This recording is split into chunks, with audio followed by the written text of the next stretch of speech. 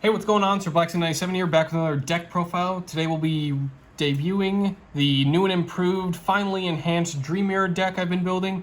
This is a lot of fun. This is a nice little rogue deck with a lot of cheap cards to build into, as well as some options for some more premium and higher price tech value, but this is definitely a lot of fun. It works with a lot of great light and dark cards, so you can splash in stuff like Dangers, Chaos, and Lightsworn just to kind of help facilitate some of those different attributes.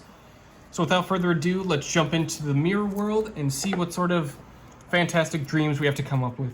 Bit of a departure from the usual style of how we do this, but today we have to look at our spell and traps first. Specifically, the two field spells of 3 copies of Dream Mirror of Terror and Dream Mirror of Joy. You can run 2 to 3 copies. I prefer running 3 of each, just so we can guarantee we'll see them a lot more often. They do have some cards that can help search them and help add them to our field. Stuff like Terraforming, Metaverse, and a card called YuGiOh, the Dream Mirror Trader, which can help search it.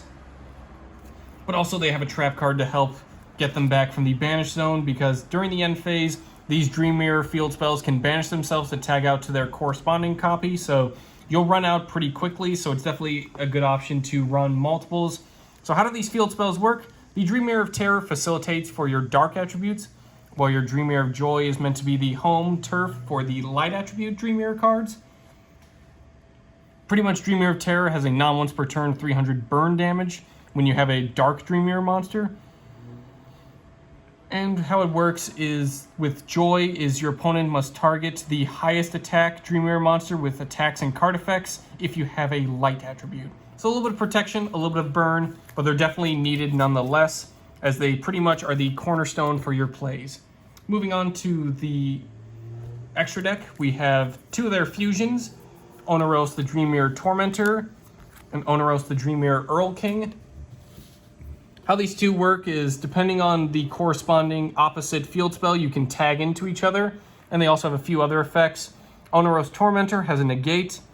Oneros Earl King has, when a Dream Mirror monster tributes itself for its effect, you can target a card on the field and destroy it, so a bit of field clearing as well. Both are just really good boss monsters that can help lay down some beatdown and kind of help further your plays and sort of tag out into each other if you need to. Since we're running a lot of dark attributes, as I mentioned, we're running 2 copies of Starving Venom Fusion Dragon. Just need 2 dark monsters. Not a big problem, especially since we're running a lot of dark attributes like danger cards. Pretty easy to get that monster out on the field. Dream Mirrors do have a fusion spell, but if you already have a fusion monster in the graveyard, Proxy F Magician can just let you fusion summon on your own, pretty much without a spell. So it's a great way to go into your Earl King, your Tormentor, or your Starving Venom without having to worry, do I need to put in a Super Poly? Do I have a Super Poly available? You can use Proxy F as long as you have that fusion monster, which means stuff like Extra Foolish Burial becomes a really good option, as you can just pitch a fusion, get out Proxy F, and start doing your plays normally. Running a bit of a Nightmare core with 2 Phoenix, 1 Cerberus, and 1 Unicorn. A lot of the other remaining cards are pretty much just links you can splash in. A little bit of co-linking as well, but that's purely optional, as you'll be mostly focused on the field spells of Dream Mirror. But Nightmare Phoenix lets you destroy a spell or trap and draw a card if you were co-linked. And then Cerberus lets you destroy a monster and then draw a card if you were co-linked. Unicorn lets you bounce a card back into the deck and draw a card if it was co-linked. All their destruction effects are pretty much good to go, but if you do co-link them, you get an extra draw power, which is always nice in this deck. Running 1 copy of IP Masquerena, just to facilitate into Unicorn and a few other links. You can run, like I said, any sort of link monster package that you want to go with, so if you're running stuff like Decode Talker, Access Code, you can use IP to kind of go into those bigger boss monsters, but that's kind of more of a finisher win more card, as you'll be mostly focused on your Dream Mirror playmakers, but the option to do so is there. Should our field spells end up in the graveyard or out of our control, we can use stuff like Barricade Board Blocker. Dream Mirrors also have a really good continuous spell, so retrieving that is also a good idea. But Barricade Board Blocker will help us recover some of the spells continuous in field from our graveyard back to our hand. Also, as one of our endgame boss monsters, we have Borrelsword Dragon. Like I also mentioned, Access Code Talker is another good point, but if you want to go for Borrelsword and some bigger beatdown, that option is always yours. Moving on to the main deck, we have 3 copies of Dream Mirror Sprite Ikelos. This is pretty much our searcher. Whenever Dream Mirrors are special summoned by the effect of a Dream Mirror monster, they get to pretty much pop off and go with their effects. They also have a quick effect to special summon, tribute themselves to special summon a corresponding monster if the opposite field spell is on the field. So let's say we had a Dark YuGiOh, like YuGiOh Mara, and we had a Dream Mirror of Joy on the field, we could tag out into sprites. And if we had Dream Mirror of Terror, we could pull the opposite. So that's kind of why the field spells are really important. You can pretty much tag out so that you're always at the opposite field spell. Or if you do have the same field spell, you get to pull off some extra effects as well. So it's just really good to pull off your Dream Mirror monsters that way. Speaking of Mara, we're running 2 copies of it. Pretty much, if YuGiOh is our searcher, Mara is our swarmer. You can special summon a Dream Mirror monster from hand, kind of help continue their plays. That also does help proc the effects of some monsters, depending on the field spell, as well as the fact that you're special summoning through a Dream Mirror monster. So if we have Terror on the field when we use Mara's effect to special summon, we can also get some extra effects when we summon 2 copies of Morpheus, the Dream Mirror Black Knight. When special summon, target a monster on the field and destroy it. And then if we have the opposite field, or target a card on the field, and destroy it. And then if we have the opposite field spell, we get to tag out into Morpheus, the Dream Mirror White Knight. This lets us protect some of our Dream Mirror cards, a little bit of line of defense for it, which is always handy. Next up, we have 3 copies of YuGiOh, the Dream Mirror Disciple. It can also treat itself as dark. And what's cool is if Dream Mirror of Joy is on the field, return a spell or trap your opponent controls to the hand. If Terror is on the field, shuffle 1 card from your hand into the deck, and then draw one card. You draw 1 card first, then shuffle into the deck. Just want to clarify that. But also what's cool is I haven't mentioned, if you have a Dream Mirror monster, special summon YuGiOh. That's a free material on the field, change its attribute if you need to, and then immediately go into your Dream Mirror extra deck monsters. I mentioned him earlier in the video, but a big playmaker for us is YuGiOh, the Dream Mirror Trader. Hopefully I didn't say Oneros, the Dream Mirror Trader. That's technically not a monster. There's a lot of Dream Mirror cards to remember. A lot of them have different names, but excuse me. YuGiOh, the Dream Mirror Trader. This is pretty much our starter. If normal or special summoned, add a YuGiOh Disciple from deck to hand. So that guarantees a free special summon from that. And you can make this card become light. You can tribute 1 other Dream Mirror monster. Choose a Dream Mirror monster from your deck with a different level than the tributed monster, and then add a Dream Mirror of Joy or Terror from deck to hand that is mentioned on that monster. That is an incredible amount of effects. It lets us get out a YuGiOh Disciple onto the field, tribute it for some additional effects, get some Dream Mirror cycling, and get some field spells going as well. So it acts as an archetypal terraforming. So you don't have to run copies of terraforming in Metaverse. You can just hopefully get into that YuGiOh Trader.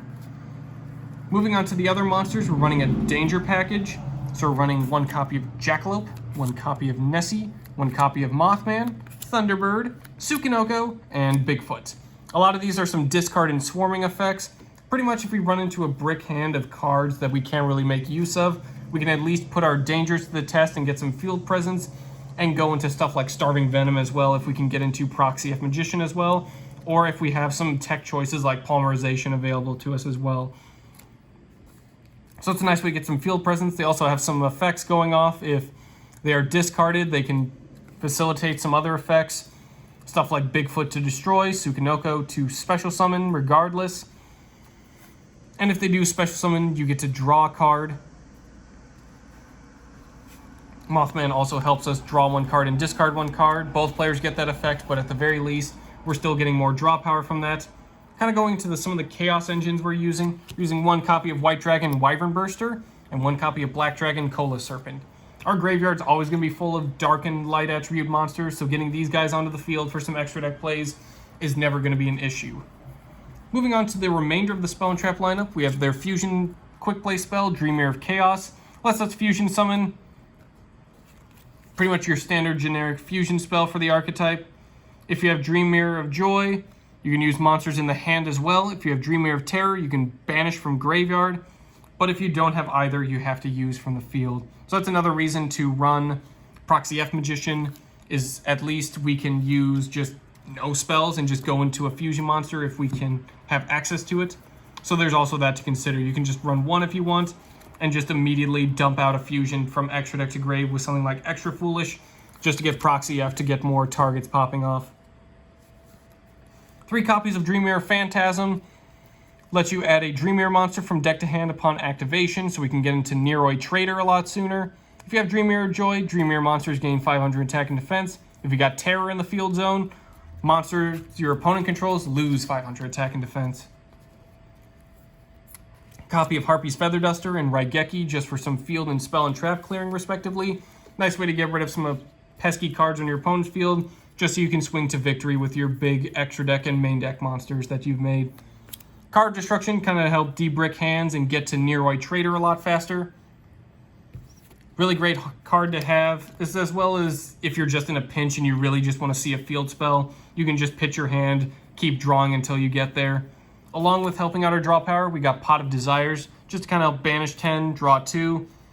Again, even if we banish some of our field spells, it's not the end of the world. We have plenty of recovery for the ones we do have access to, including copies of Dream Mirror Fantasy, which lets you target 1 each of your Dream Mirror of Joy and Dream Mirror Terror that is banished to shuffle them into the deck, and then banish a card on the field. You need to have a Dream Mirror monster to activate this effect, but Dream Mirror cards can normal summon themselves with no problem, and the fact that you can just get your field spells back into deck is always rewarding. Moving on to the side deck, we have 1 copy of Chaos Dragon Levianeer, another optional boss monster, banish 3 light and or dark, and then gain some effects based on that. If you banish only light, special summon 1 monster from your graveyard in defense position, only dark, shuffle a random card from your opponent's hand into the deck, and if you use both, destroy up to 2 cards on the field. So really great way just to lay some beat down onto your opponent and clear out the field as well, or pull off some miscellaneous plays. Kind of facilitate this, since we're using light and dark so much, we have 2 copies of Jizukiru's Star Destroying Kaiju, and 2 copies of Radiant Multi-Dimensional Kaiju. Just a few more light and dark attributes. We'll mostly be getting rid of our opponent's monsters, but if they do ever hit the graveyard, we can make use of them, as they can help get out into Levianeer or our black and white dragons as well. So we have plenty of utility options to choose from. Like I said, Chaos Engine's really great for this deck. Definitely helps out a lot of the multi-attribute Dream Mirrors you have, since you're only using stuff like light and dark. And even stuff like Lightsworn can help with that banishing effect as well. So you get a lot of variety and options to choose from. Toon Chaos is a pretty higher end set, so some of the Chaos cards from that, like Chaos Space and Chaos Creator, are a little bit more higher end. But stuff like Levianeer and Chaos Nephes are a little bit more affordable to get, so you can at least splash those in if you choose. But overall, this is a fun little rogue deck. It is a bit fragile, so having some counter traps or having some ways to negate stuff that activates from the hand or graveyard, like Skullmeister or Solemn Judgment, is always good to have if you want to negate some on-field effects too. Really good to just protect yourself if you don't have access to your extra deck Dream Mirrors to destroy and negate. But at the very least, you can get into some fun plays nonetheless if you have the right setup and the right hand. Thank you all for watching. This is definitely one of my favorite decks to build into. Hopefully we get a few more support, just like some links, just to kind of help enhance the field spell presence and just kind of help our opening play, so that we do see Neroid Trader a lot more frequently, just to get the ball rolling. But at the very least, what we do have is something pretty fun to pull off. So thank you all for watching. I will see you next time in Dream Mirror World.